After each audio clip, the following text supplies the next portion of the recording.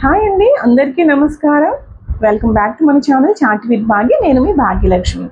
నేను ఈ మధ్య చాలాసార్లు విన్నానండి, చాలా చోట్ల విన్నాను. లైక్ మా ఫ్రెండ్స్లో అవ్వచ్చు, రిలేటివ్స్లో అవ్వచ్చు, ఏదైనా ఫంక్షన్స్లో అవ్వచ్చు, పెద్దవాళ్ళు అవ్వచ్చు. కొంతమంది ఎలా అంటే ఇప్పుడు ఎదుటి వ్యక్తి మాట్లాడట్లేదు, తిరిగి ఏదైనా అడిగిన దానికి సమాధానం చెప్పట్లేదు అంటే ఏమంటారంటే తనకేం మాట్లాడడం తెలియదు, తనకు మాట్లాడడం చేత కాదు, తను ఏం మెచ్యూర్డ్, తనకు లోక జ్ఞానం తెలియదు, తను ఇలానే ఉంటుంది, తనకి ఎక్కడ ఏం మాట్లాడాలో తెలియదు అనే పెద్ద పెద్ద స్టేట్మెంట్స్ వదిలేస్తూ ఉంటారండి.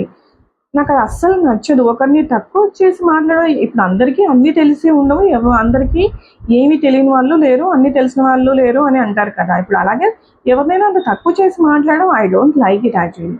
అండ్ నాకు ఒకటి ఏమనిపిస్తుంది అంటే పర్సనల్గా, ఇప్పుడు ఎదుటి వ్యక్తి మనతో తిరిగి మాట్లాడట్లేదు, మనం అడిగిన దానికి వెంటనే సమాధానం చెప్పట్లేదు అంటే డజంట్ మీన్కి తనకేమీ తెలీదు అని కాదు.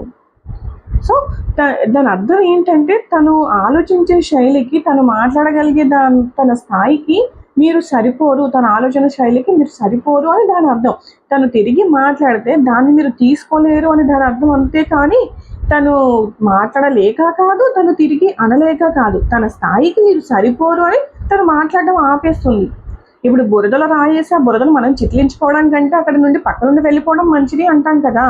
ఇప్పుడు ఎదుటి వ్యక్తి మాట్లాడేది తప్పు, అది దాంట్లో సెన్స్ లేదు, ఏం లేదు అన్నప్పుడు మనం మాట్లాడేది ఆయన బుర్రకి ఎక్కదు, ఆయన ఆలోచన అంతే ఉంది అని మనకు తెలిసిన తర్వాత కూడా వాళ్ళ దగ్గర వాదించే ఆ ఉపయోగం ఏముందండి? అంతే కదా. సో అందుకు తను అక్కడ ఆగిపోతుంది కానీ తనకు మాట్లాడడం చేతకాక కాదు, తనకు మాట్లాడడం తెలియక కాదు.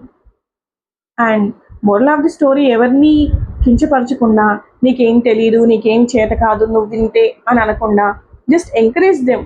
వాళ్ళకున్న దాంట్లో వాళ్ళు ఉంటారు. అందరికీ అన్నీ తెలియాలని లేదు, అందరికీ ఎవరికి ఏమీ తెలియదు అని లేదు కదా. So thank you so much and hope all you like my videos and just like support me. Thank you so much.